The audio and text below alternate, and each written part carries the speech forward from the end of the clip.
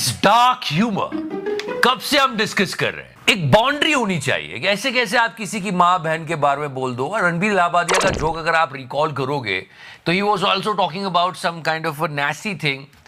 नहीं बोलना चाहिए ना, नेताओं को भी ध्यान रखना चाहिए। ये तो चलो कॉमेडियन, इनको छोड़ो, इनको कौन सा देश चलाना है, प्रदेश चलाना है, पर वो लोग जिनको बड़ी बड़ी पोस्ट के लिए इलेक्ट किया जाता है उनको तो सोच समझ के लिखना चाहिए ना। वो तो ये भी नहीं बोल रहे कि हम जोक कर रहे हैं। डार्क ह्यूमर का एक नया एंगल समझ में आया। ये ट्वीट्स ऐसे खतरनाक है कि कोई पढ़ना भी नहीं चाहेगा और मैं पढ़ूंगा भी नहीं। तो आज रेखा गुप्ता जी के डार्क ह्यूमर को अंडरस्टैंड करेंगे। नई नई चीफ मिनिस्टर बनी है ये। फिलहाल वीडियो से चालू करते हैं। लोगों को क्या प्रॉब्लम इस वीडियो में? ये एमसीडी का मीटिंग हॉल कहा जा रहा है और यहाँ कुछ विरोध हो गया तो ये रेखा गुप्ता जी है। एमसीडी का मीटिंग हॉल लोग बोल रहे हैं इसको। हो सकता है कि वो क्वालिटी चेक कर रही हो पोडियम की कि ये कितना मजबूत है, हो भी सकता है।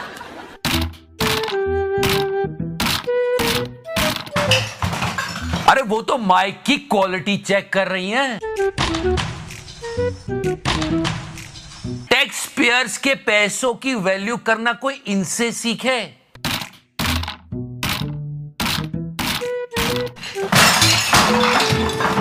आज हम लोग इतना अपने आप को सेफ्टी महसूस कर रहे हैं कि हम लोग पुरुष के ऊपर हम लोग चढ़ के बात करते हैं। अब जो तुम ऐसे हो, पर हम लोग इतना अपने आप को इतना सेफ्टी करते हैं कि हम लोग बेधड़क गाली बकते हैं, बेधड़क।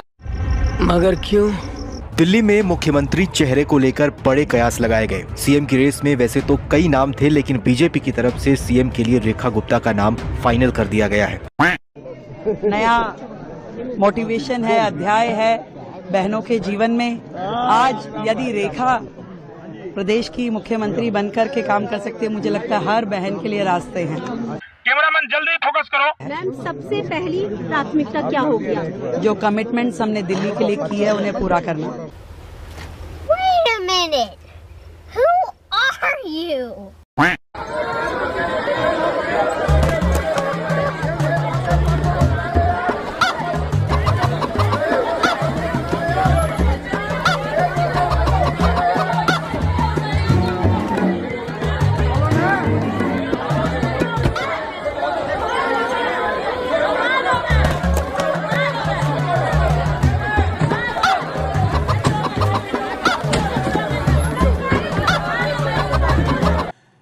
This is India's moment.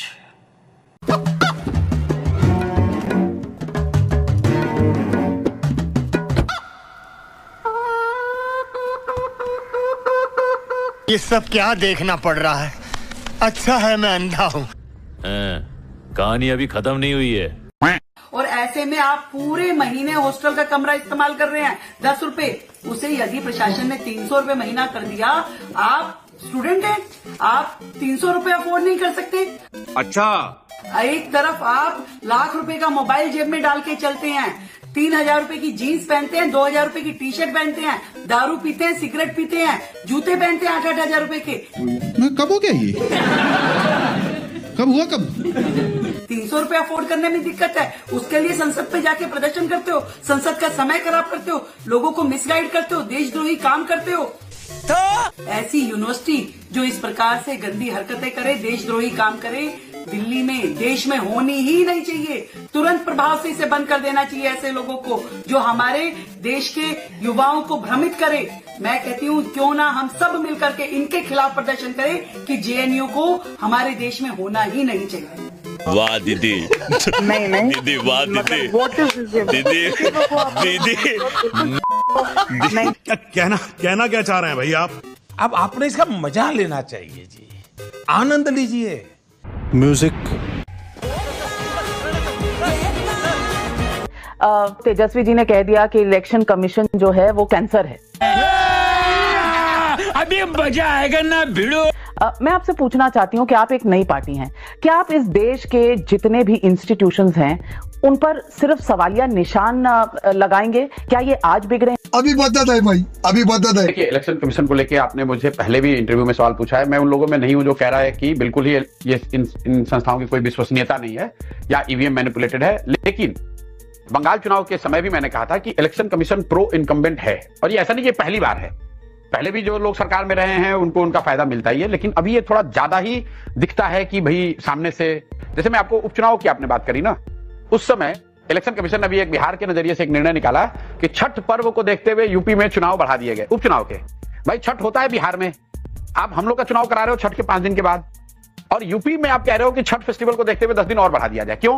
क्योंकि उस समय लोकसभा के चुनाव के बाद यूपी में झटका लगा था और उनको ज्यादा दिन प्रचार के लिए चाहिए थे वहां। ऐसी बातें होती हैं, तो निश्चित तौर पर ऐसा लोगों को लगता है कि ये प्रो इनकम्बेंट हैं, और इसमें कहीं कोई दो मत यार एक पोजीशन कोई ले लो, कैंसर है कि नहीं, वो तो शब्द का प्रयोग है, तेजस्वी यादव का अपना तरीका है, मैं उस पर नहीं जाऊंगा, लेकिन इन संस्थाओं की विश्वसनीयता पर निश्चित तौर पर जनमानस में एक प्रश्न चिन्ह जरूर है।